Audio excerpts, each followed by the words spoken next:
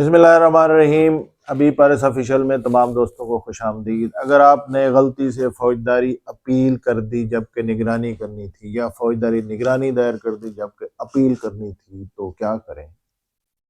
کیا اب یہ اپیل نگرانی میں تبدیل ہو سکتی ہے، یا یہ نگرانی اپیل میں کنورٹ ہو سکتی ہے؟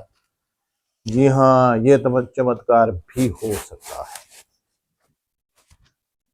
اگرچہ فوجداری مقدمے میں، فوجداری پروسیجر میں ایسی کوئی پروویژن موجود تو نہیں ہے کہ آپ اپیل کو نگرانی میں کر سکیں، یا نگرانی کو اپیل میں کنورٹ کر سکیں یا کرا سکیں۔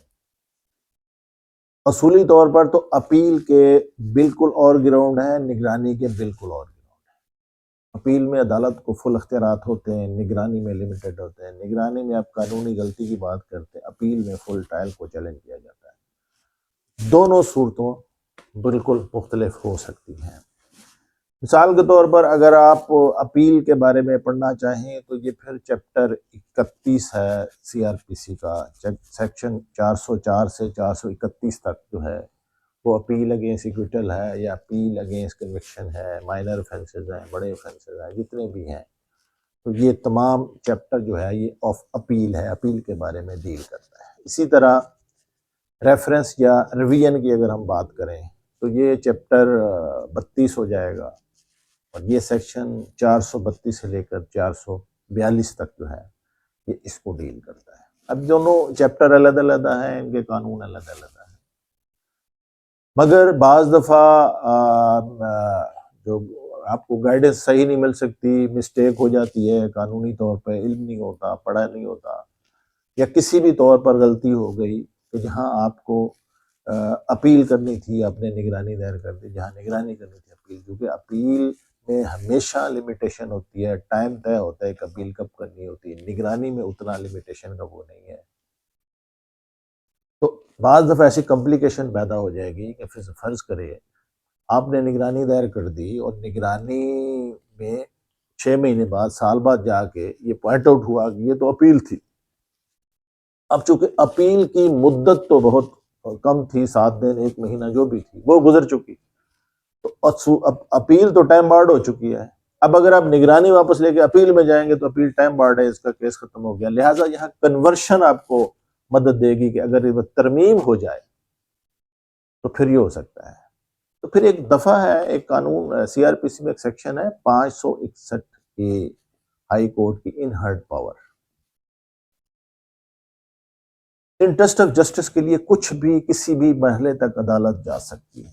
تو میں اس کے علاوہ بھی دونوں صورتوں میں، چونکہ آپ اپیل یا نگرانی میں لمیٹیشن کی رعایت یوں ہو سکتی ہے کہ آپ اس وقت میں عدالت میں جا تو چکے ہوتے ہیں، تو میں آپ کو بہت سارے کیس لا ایسے بتانے والا ہوں جس میں اگر اپیل دائر ہو گئی تھی تو اس کو نگرانی میں کنورٹ کر دیا گیا، اگر نگرانی دائر ہوئی تھی تو پھر اس میں اپیل میں کر دیا گیا۔ اب پہلے طور پر میں بتاتا ہوں کہ کچھ ایسے کیس لا ہیں جس میں اپیل دائر ہو گئی تھی جبکہ نگرانی ہونی تھی، تو پھر آنریبل ہائی کورٹ نے اور آنریبل سپریم کورٹ نے اجازت دے دی کہ یہ جو اپیل ہے اس کو نگرانی ٹریٹ کر کے کیس کا فیصلہ کیا جائے، کیونکہ انٹرسٹ آف جسٹس سب سے بڑا مقصد ہوتا ہے۔ انصاف کے راستے میں عدالتوں کو کسی رکاوٹ کو نہیں دیکھنا چاہیے۔ عام طور پر آپ نے ایڈیم سنا ہوگا کہ ٹیکنیکلٹیز میں قانون کو نہیں پھنسنا چاہیے۔ تو سب سے پہلی ججمنٹ ہے P L D 1959 Lahore page 50، P L D 1962 Quetta page 5، اور 2012 P C R L J page ہے 507۔ ان فیصلوں میں آنریبل ہائی کورٹ نے اپیل تھی، اور اس میں ایسے سرکمسٹانسز تھے کہ انہوں نے اپیل کو نگرانی میں کنورٹ کرنے کی اجازت دے دی۔